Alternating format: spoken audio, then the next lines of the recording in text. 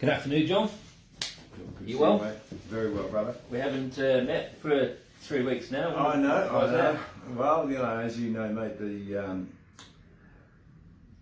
Apple Federation, Australian Apple Federation had their national championships in Aubrey. And as my shirt states, John Barton, team manager. Yeah. And I went over there solely to be the team manager for the Masters team. And with the late scratching for because of Cripsy's tragedy, that's the problem. It's just so unfortunate that he couldn't make it because he was so buzzing to go. He'd just been to France. He played in France. He played in Ireland, and come home good form. He'd done well. He was really looking forward to it. So it's most unfortunate that he couldn't be part of it. But yeah, now sort of the Masters team where JL was sick the first day. Just after the first day, we had all these singles and doubles matches.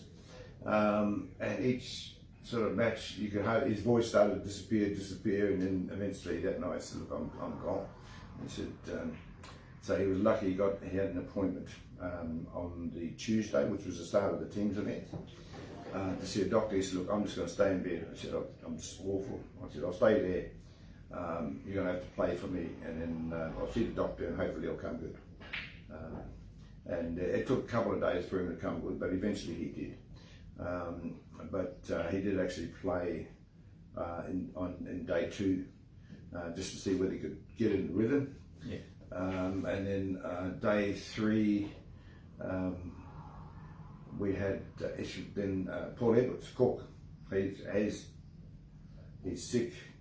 He sort of couldn't concentrate, lost his form, lost his confidence. And in the end, he suggested to JL that I should play because I've been going all right as a filly. It just turned out that I ended up playing the rest. So you played yourself into the team, John? Well, I'm just glad. As I've said to the boys while I was over there, I was just lucky that I was able to find enough form to actually play a good supporting role. And maybe lucky for the team that they had a capable they team manager. They did mention that the last time they went over, Clarkey was the team manager, and I'm not sure whether Clarkey would have won too many frames, but I know he would have tried his heart out. But it's just fortunate to have someone with my experience there that could actually step in and assist. So all in all, great effort by the Masters team.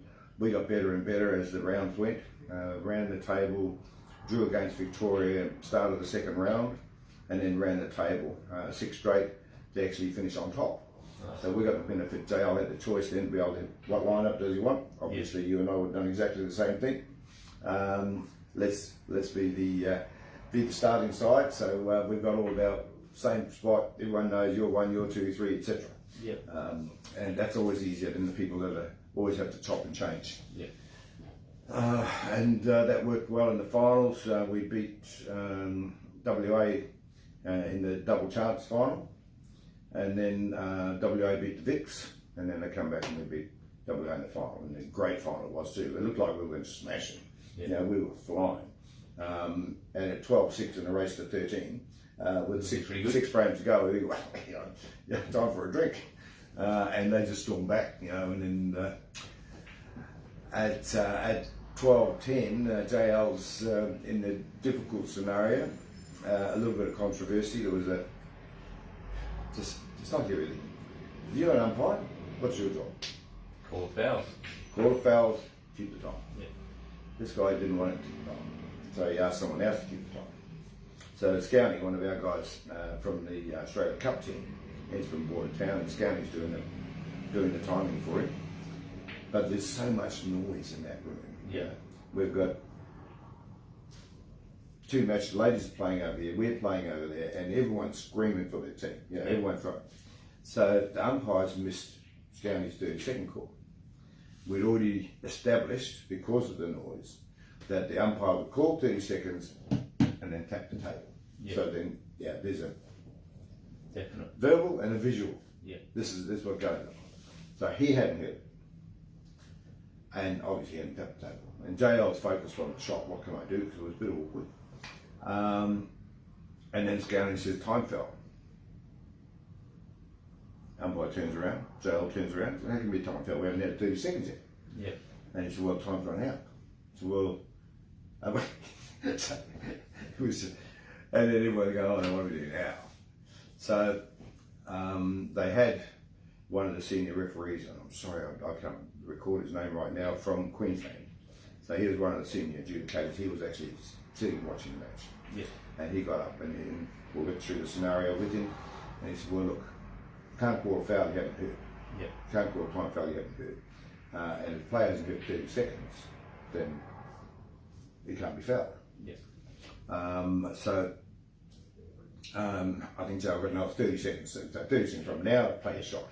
And he ended up winning the frame. So we were all jumping up and down. It was pretty exciting. Bit of a sour note for WA because they felt there could have been some, a way of sort of milking that frame. But at the end of the day, I think the right call was made. There was no error on anyone's part except the umpire. He should have been keeping his own time. So he then taps the table, JL knows he's got 30 seconds, plays a shot. Yeah. Because none of that occurred, created that scenario, which was unfortunate. But we won it, so in the end we were very, very happy. We were the best team. We started slow, but in the end we were by far the best team.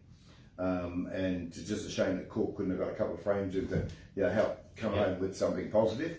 But all credit to him that he was good enough to give up his spot because he felt that I might do a better job at that time. And it turned out I did.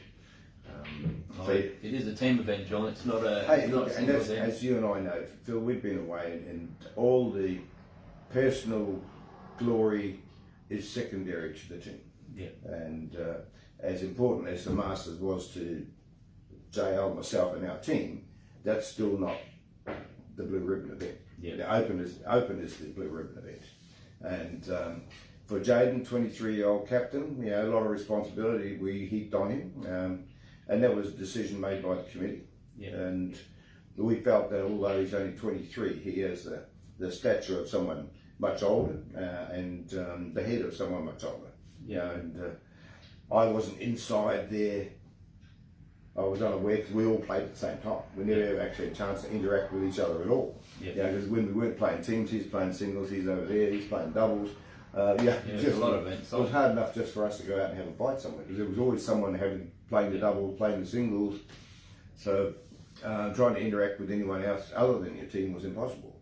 And it was something I raised at the AGM on the Saturday about the fact that the schedule was so condensed that there was you never had a chance to do any rapport building with some of the new guys that you hadn't met. Some of them will come along, but I haven't played since 2004. It's been 18 years. Wow. I mean, there's probably half the people playing there they're millennials. So they go, who's that old bloke? And it was just difficult. Hey, look, great tournament. Considering how many events were being hosted at the same time, we had 3 different venues. So the main room had 12 tables, snooker room had 8 tables, and the on the super had 6 tables, and then downstairs they had 14 tables. Wow. So 32 in all. So it was amazing. And the tables, look, they all played, because there's 3 different manufacturers, they played subtly different, but they all played well. They'd all been reclothed. They tried to put an iron over them as often as they could. And because they're new, you've got to keep that nap down. And I thought, overall, the standard of the table was fantastic. So all credit to the AEBF, because it was hosted as part of their contract with the commercial club. And New South Wales is the host state for next year, and they've chosen to use it again. So we're back to Albury again, and as much as the club is good and it's, everything's happening there, we lose that interstate flavour. We love playing around. Where am I? I'm going to the west, playing in Perth. I'm playing in Cairns. I'm down at Hobart. It's fantastic. So that sort of thing is being lost. Admittedly, the sponsorship deal was very good, and it was actually suggested during the AGM that we sign a more extended contract so every state could get the benefit of the sponsorship. So we'll see what happens. There's mid-year probably the next 3 months or after the juniors anyway, we'll have another chat. And obviously inside the national championships, which is what we've known as world rules since '93, was an experimental singles called the Australian Plate. Yeah. And in that they played international rules, which is effectively what Ultimate plays, what Pocket plays, and as you know from the Vegas League, very, very similar to the Vegas rules, Vena rules rather. And it was voted on at the AGM that next year's Nationals will be played under that rule set. So it's almost certain that all the major states will change now, in their major competition anyway. Obviously you can't compel the affiliates to change. We'll play because we don't want our players playing in our toughest competition in one rule set, then go to the National and play something else. But yeah, overall, absolutely brilliant. So going back to the blue ribbon event, John. Yes. So it was SAWA final. Yes. And was that a bit of a surprise? Because I thought Victoria had a pretty good team, but the Vics had an excellent side actually, and I was surprised that both their Masters and their Open team, I thought they just batted a little bit deeper and a little more experience. Yeah. But in both instances, the WA spirit got their teams over the line. And WA's always had fantastic spirit. I've admired them. We played them all the way back in '84, the very first Nationals. And they've always had that sort of real grit and character. Although the other Vics were probably favourites, marginal favourites in both those matches, WA got through both of them. John, I noticed that WA came fourth, and they beat New South Wales and Victoria quite comfortable in their matches going into the finals. So, and when I watched the final, John, there was a lot of players I didn't know from the WA side that looked young, and they were sharp. I was so impressed with them. I remember the first day.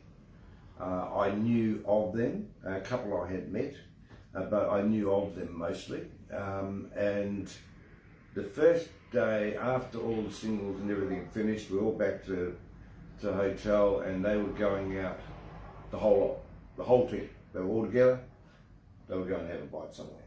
Yeah. And I thought that for the starters, it was good. But the thing that impressed me the most, Bill, and I've actually put a post up to cement my thoughts about that, and it was that these kids, and they are kids, like they're amazing. I mean, they've had such a youthful side. I'd say the average age of the WA team that played in Open this year would have been about 24. Wow. So that's just amazing, and they're such good players. They're good lads too, really good boys, and they can play. So they'll be a real test for anybody in the next few years. And I think we just discussed before about how they hadn't won since '97, and this young team, if they're going to win it again, they'll win it in the next couple of years. Okay. If they can keep that base of players together. The camaraderie was fantastic. The sportsmanship was, they were just great. They were all exemplary. Yeah. So you and I had trained kids, would have been very happy to have these boys. Yeah. All credit to them and to the state. I know Greeny's done, Terry Green over there, their president, done a massive job to get a centre for them, all funded by the local council. You got a 60 grand grant to put air conditioning in there. It's just, the whole place it's a beautiful venue. Not nearly as nice as their Station Centre, but yeah, it's a really first class 8-ball centre that's hosted and run by the association over there. So all credit to Greenie and WA and their building, and their ladies. Good team of young ladies as well. So yeah, their future is very bright. Good.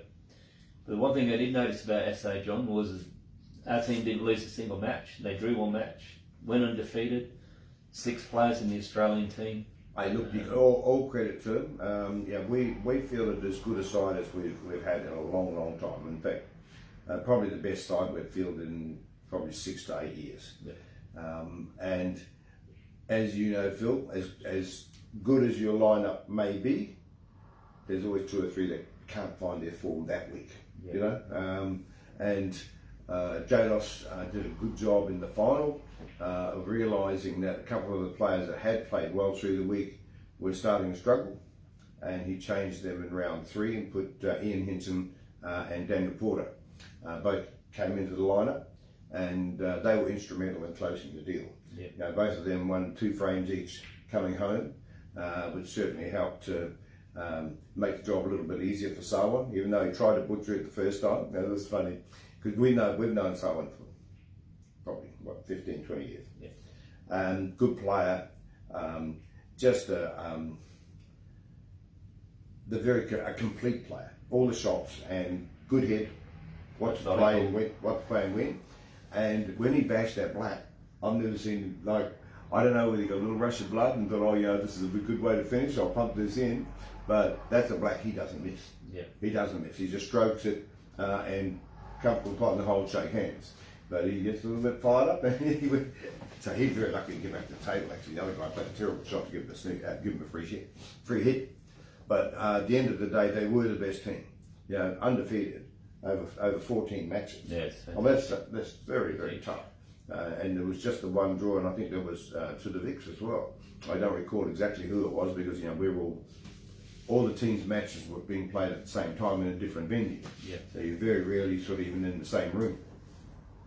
But all credit to the boys, and Lyndall did a great job as the team manager, and decided she might as well go and put her name in the record books again. As it played fantastic. The international rules final between Lyndall and Isabella De Giorgio, or Bella, was a sensational match. Yeah. You know, it was all that was. I think Lyndall said to me afterwards, the winner here was women's April. Yeah. And it was, because they played some classy pool, very aggressive, good shot making, pot position, and Bella, she's 21. Yeah. I mean, she's going to be around for a long time. So, and then obviously she backed it up in the World Rules final. Yeah. You know, which to actually make both of them, and then to overcome Lyndall in World Rules, which I was more surprised. I thought if Bella was going to get Lyndall, it would have been in internationals. Yeah. But she actually played extremely well in the World Rules, and I think it was 8-5. So it was a comfortable win, and a huge boost for it. It would have been terrible to go home if you'd been beat twice. Yeah. I think she got a big run on Lyndall at the beginning of that match, and we just couldn't really reel it in. Well, all credit to Isabella. You know, she did. She won, made both finals. She was ladies player of the carnival, and her team wins the ladies open, ladies final. So yeah, you can't do any more. You know, really. So fantastic there. So the ladies. We had Alex winning the Masters, and yeah, he's.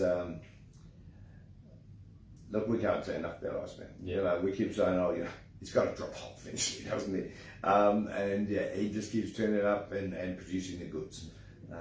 So yeah, fantastic for him. Even he beat an old SA boy in the final as well, Grant. Yeah, Grant did it very well. So I was happy for Grant making the final, wearing a WA shirt, but I was quite pleased he lost the final. Yeah, well, he did actually say to me before the match, he said, I'm actually quite conflicted, because he's still red at heart. Yeah, he's a red. Yeah, he's red at heart, and he goes, at the end of the day, mate, it's about you. It's not about what shirt you're wearing. Yeah. It's you versus him.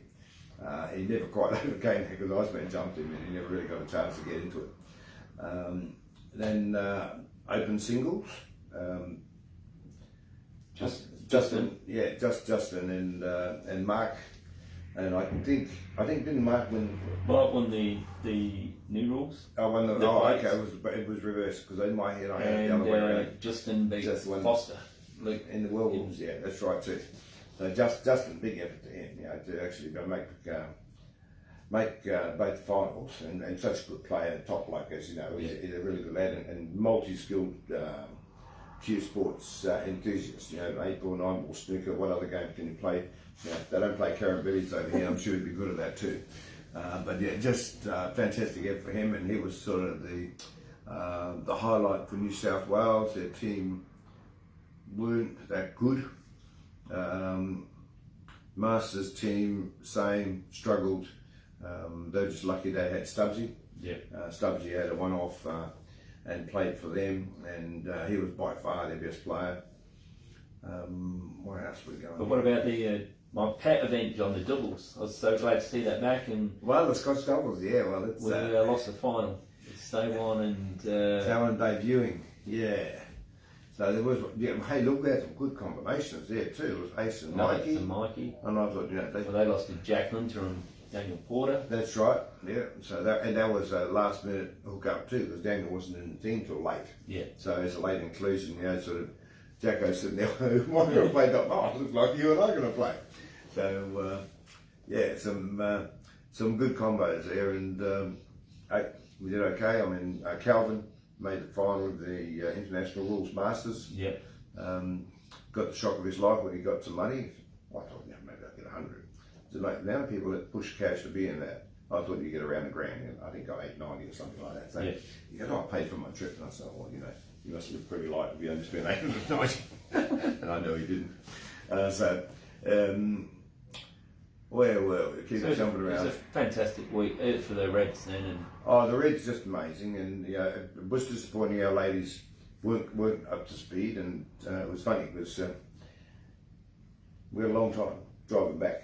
Yes, long drive back, Dale and I, and mate, sort of when I wasn't sleeping, we'd have a chat about what we could do about to improve things back home, and try and keep us near the pointy end of everything, which we used to be for a long time. And the ladies came up and said, well, JB, you and I need to do something. And I said, well, we've got a bit of time. There's a ladies open meet and greet and play a comp at Chalkers on Saturday. So any of you guys that are watching, I'm not sure how big our female audience is. I think it's pretty limited, Phil, but you blokes out there, get the wife, the daughter, the granddaughter, whatever. If she's interested in playing pool or Cuesport, get her down to Chalkers. It's a free day. They'll have a barbie. Come and have some fun. Because Dale and I will be there, and what we're trying to do is assist the players that are playing already, but we're probably going to try and do a bit of talent scouting. Yeah. Let's have a look and see which of the girls is actually getting through the ball, and that's always been the issue with most of our 8-ball girls. They're packers. They don't actually get the cue past the white ball. They hit the white ball and stops. So it's very hard to play anything rather than run through when that's all you're doing. So we need to diversify their skills. So we plan to do something once a month with the ladies. It's a ramification, John, of having so many good ladies. When you had Lyndall, Renata, Taylor, the list goes on. Oh yeah, we had so many good ladies. Maria Cripps and Janet. We had so many. Carol. We probably had 8 ladies that were interchangeable. Elise. Yeah, Elise, when she came back here, obviously it was such a bonus to have a quality player like her coming to South Australia. Sue Coulthard. Well, Sue in the early days, Mel Davies, I'm just saying that sort of stopped them, other girls, to filter through. Well, it should inspire them rather than stop them, though. Yeah, but they were so strong for so long, John. There wasn't any spaces to get in. It was very hard. You had to be exceptional to force yourself into that lineup. And then since the girls have all retired, there's been a big hole. Yeah. And I'm going to be reaching out to the girls as well. So any of you that are listening out there, Lyndall, Renata, Taylor, Marie, Elise, I'll be reaching out to you girls to come and help as well. Now, there was some discussion that perhaps they might have a reunion tour next year. Yeah. But that'll be a one go or none go. So they have to all go together, or it won't happen at all. But there was some discussion after the Nationals that was a possibility amongst the ladies. So we'll see whether that actually comes to fruition or not. But we can't rely on them making one come back and then we fall back in the hole again. That's right. So we need to find a way to keep building the structure. I saw some really talented young girls over there, and I thought every other state has like a bright star. Yeah, a young girl that cues the ball well, good stance, good composure, all the things that you and I like about a player. And you know, we don't have that. Well, we don't have one. Charlotte may have to lift. Charlotte is good enough, and we need to, you know, work out whether, you know, which sport she wants to play, and it's tough. It's hard for her, yeah, because she's got multiple choices, and she's such a neat kid, and her mum and dad are just 100% supportive. I know Nat is 100% behind her, and they're coming on Saturday, which is good, because we need these other girls to see these girls cue like this. If you want to be someone, you girls got to do that too.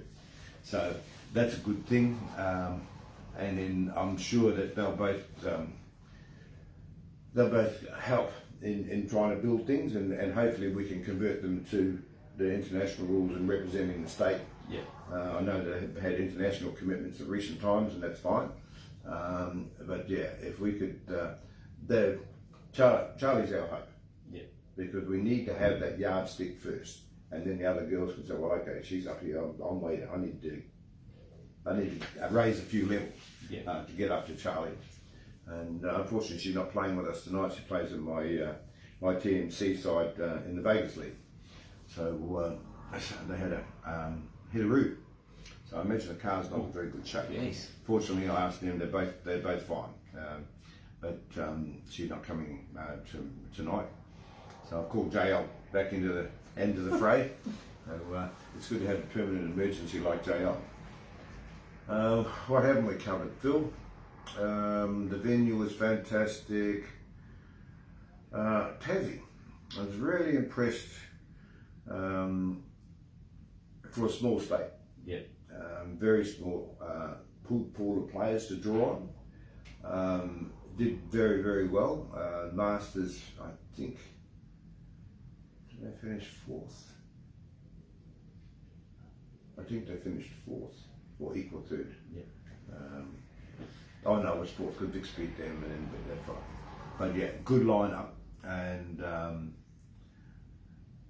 great bunch of blokes. I mean, obviously we've got, well, I personally have got to spend a lot of time with the boys, either down at the Old Dogs or they come and play in my tournament, yeah, which is fantastic, and they're certainly the number one ambassadors for the Australian Classic tournament that I host here. And yeah, we've had a lot of interest from interstate. ACT want to send a team. WA would love to send a team, but the month of June in WA is just so packed with, you know, the event singles, with lots of different events happening. So they couldn't come last year, or this year rather. But they're going to. I'll talk to Greenie and see if there's something we can do to find a window, because it wouldn't be the same without a team from there. I mean, they were our original rivals. It was SAWA, and not to have them come over and play in my tournament, it leaves a big hole. You know, as good as, you know, two from Tassie, two from Victoria. Lenny Stein will bring his team down from Queensland again. I'm still hoping to get the NT boys over. So if we can get someone, from the ACT, which is almost certainly going to happen, and then WA, then it'll be fantastic, because that was my dream, because I was never going to play nationals again. That was gone. Never say never, John. Never say never. I wanted to host a tournament where my old rivals came and played with me here in Adelaide. So we'll see what happens. But just all around, fantastic event. Looking forward to the introduction of the international rules. I think that's going to be good for the game. I think it's going to help the young players a lot more, and because the difficulty with the young player, and I had this discussion with a number of people over there, was that it takes us 3 years to become competent, to where you can actually pop and play position, and then all these old people are snooking. You know, but I've got to, and then they get out and they tap and put you in, they snook you again, and eventually you get beat.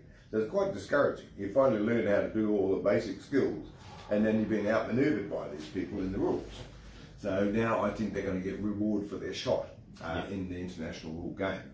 So I think that will introduce more young ones and keep them, you know, because they'll continue to be play the aggressive style of pool.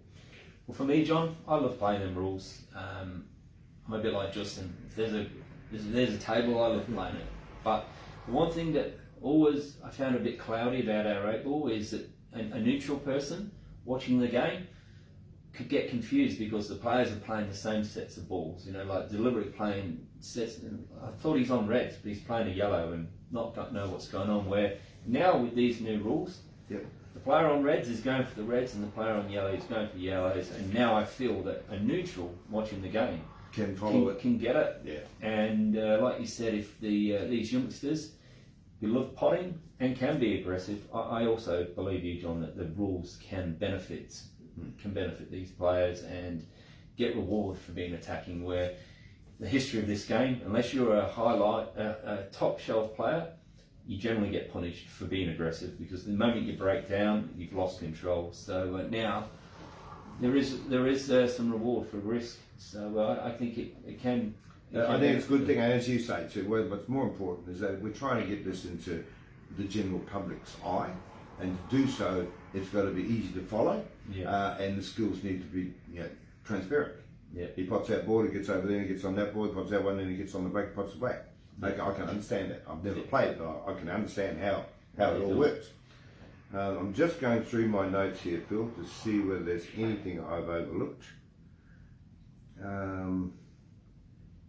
International rules.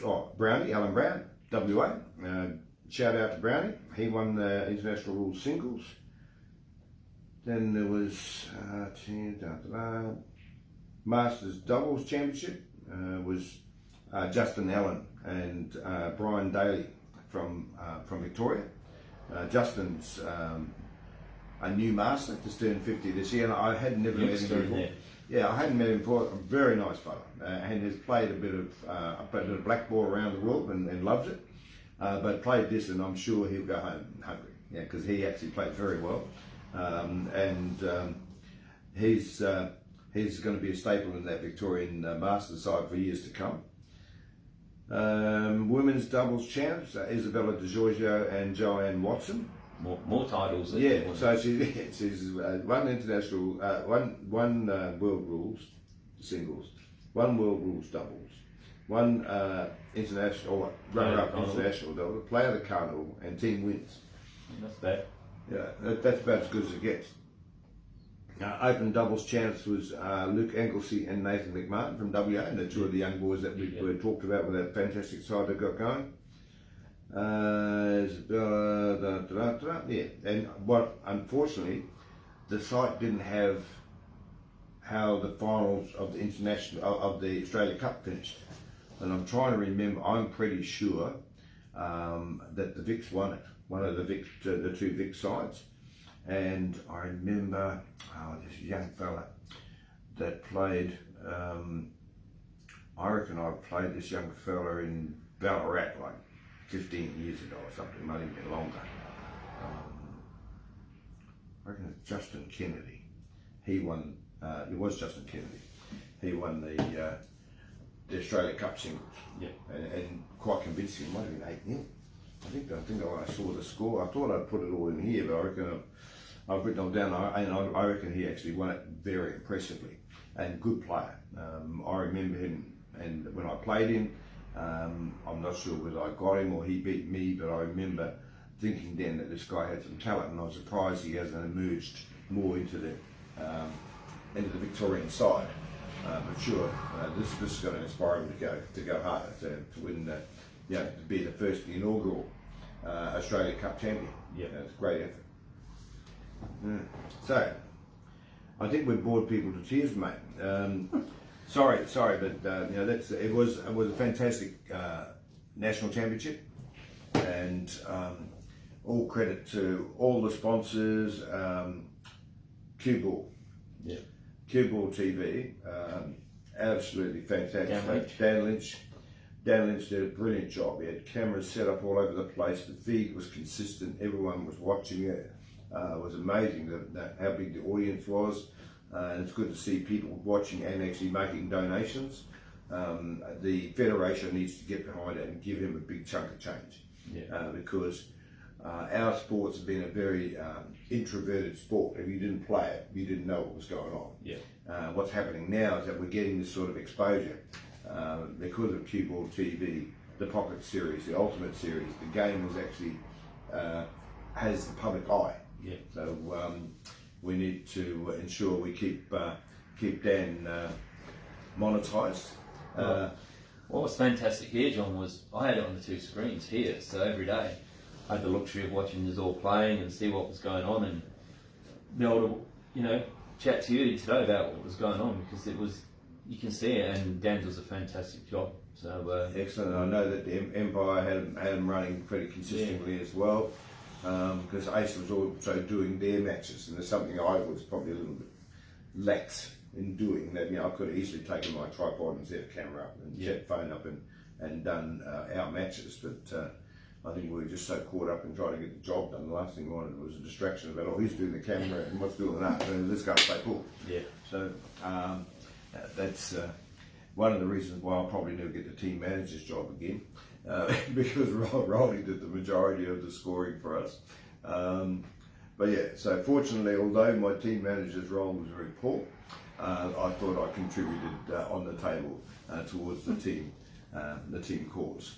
Well, you did very well, John. That's all I can say. And hey, so pleased, and I'm looking forward to having another crack next year. yeah, well, I know going there, John. I wasn't there, but I was watching it, and made me a bit envious, because I loved being part of that stuff. But the fact Paul Reilly died this year, and he's been a big part of absolutely massive part of SA ball for at least 20 years. So it was a fitting victory. Just send. Well, they dedicated their win, and we had planned to do that. In the end, we dedicated, of course, to Cripsy.